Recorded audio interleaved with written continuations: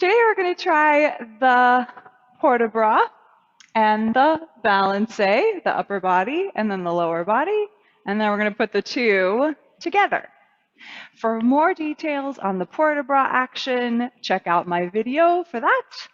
And for more details on the leg action, you can also check out my basic Balancé video. And then we'll put it all together into a more complex sequence. Thanks so much again to Megumi Kopp for her permission to use this beautiful music, the Skater's Waltz, Opus 183, for my video.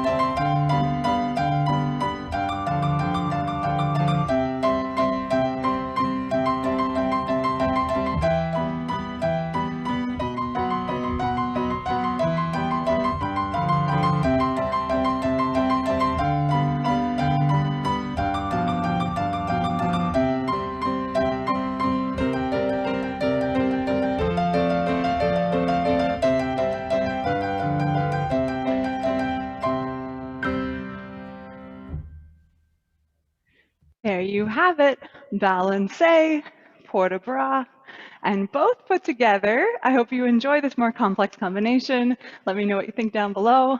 Subscribe for more fun from me, and check out my website at ablythecoach.com. That's ablythecoach.com.